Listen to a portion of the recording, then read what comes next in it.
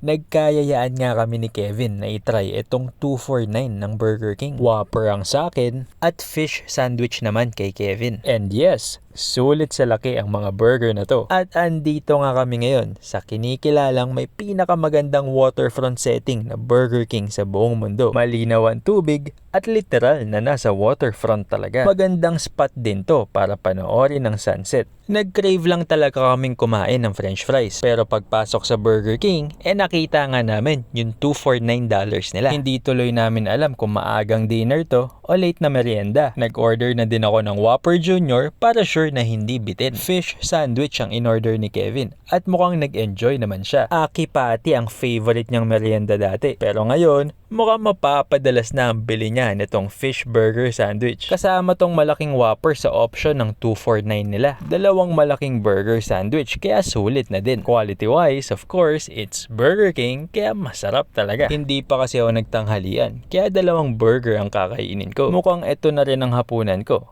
Saktong-sakto, ibaburn natin pag nag-jogging mamaya. Perfect partner ng hamburger itong french fry syempre. At maliban nga sa burger, napa-order na rin kami nitong apple pie. Perfect pang himagas pagkatapos kumain ng burger at french fries. Mainit-init pa, crispy at panalo sa lasa. Yung merienda lang na french fries lang sana, naging complete meal bigla. So paano? Hanggang dito na muna.